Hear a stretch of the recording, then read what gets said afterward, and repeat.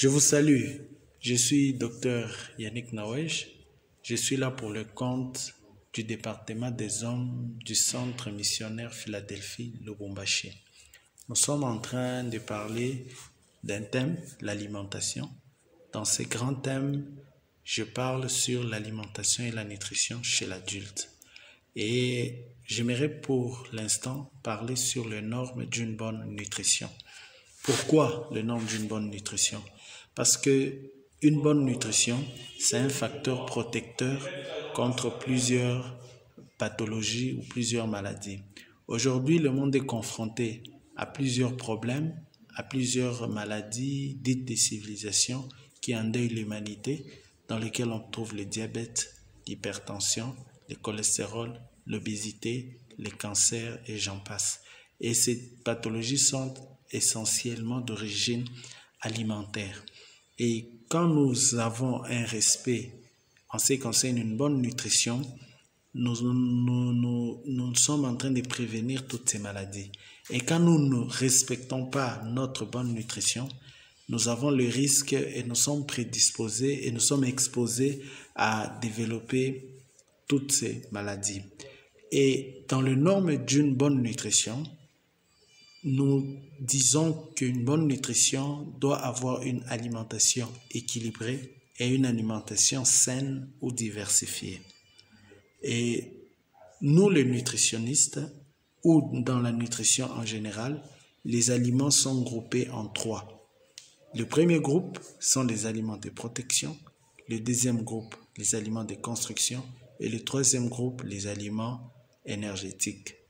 Premièrement, les aliments de protection, comme le mot l'indique, ce sont des aliments qui ont pour rôle de protéger notre corps, d'assurer une bonne immunité, de renforcer les anticorps. Et ce sont ces aliments qui nous mettent en mesure de faire face à certains microbes, certaines bactéries, certains micro-organismes qui peuvent envahir notre organisme. Et ces aliments, ce sont des aliments essentiellement des légumes et des fruits. Donc la prise régulière des fruits et des légumes nous assure une certaine protection. 2. Les aliments de construction. Les aliments de construction sont essentiellement riches en protéines d'origine animale et aussi riches en protéines d'origine végétale. Les aliments riches en protéines d'origine animale sont les viandes, le poisson, les œufs, le lait, les chenilles, les frétins et j'en passe. Et les aliments riches en protéines d'origine végétale sont les soja, le haricot, les arachides, les petits pois. Et la prise des aliments de construction, que ce soit d'origine animale ou végétale, assure une certaine protection dans notre organisme et bâtissent un organisme assez fort et solide. 3. Les aliments énergétiques. Ce sont des aliments, comme le mot l'indique, qui nous donnent de l'énergie, qui nous donnent de la force. Si je vous parle tel que je suis en train de vous parler, c'est puisqu'en moi, il y a une certaine énergie, il y a une certaine force. Et cette force ou cette énergie proviennent des aliments riches en sucre et en huile. Voilà pourquoi, par moment, on peut être fatigué. Nous prenons une boisson sucrée. C'est un aliment qui nous booste, qui nous donne une énergie rapide pour tenir. Ainsi, une bonne nutrition doit d'abord comporter une alimentation équilibrée qui, dans la ration alimentaire journalière, dans ce qu'on peut manger au cours de la journée, nous pouvons trouver les 3 groupes d'aliments. Une bonne nutrition n'a pas seulement une alimentation équilibrée, a aussi une alimentation saine que nous appelons diversifiée.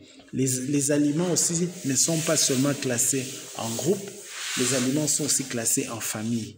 Il existe 7 familles. 1.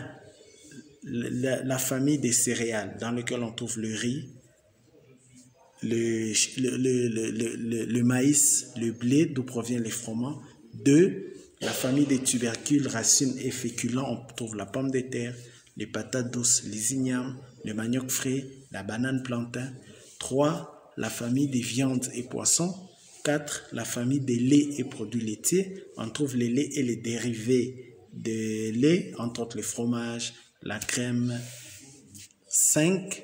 l'œuf. L'œuf à lui-même, il constitue une famille. 6. Les légumes et fruits riches en vitamine A. Ce sont des légumes et fruits qui ont une coloration rouge-orangée.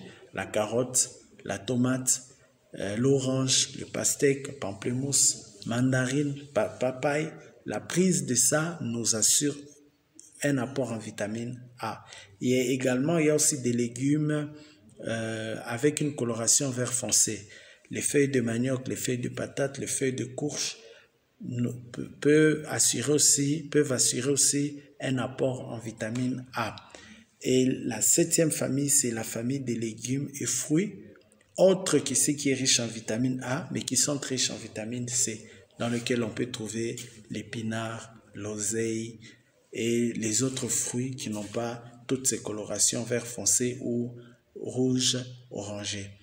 Ainsi, voilà les 7 familles. Mais on parle d'une alimentation saine et diversifiée quand dans notre ration, quand dans ce que nous mangeons, nous respectons le cadre sur les 7 familles alimentaires prises.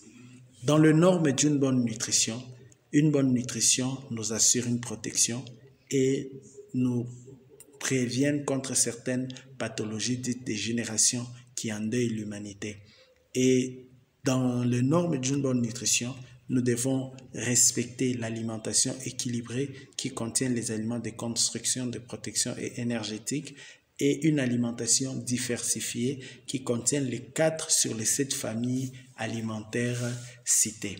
C'était le docteur Yannick Nawej qui a parlé de l'alimentation. À la prochaine.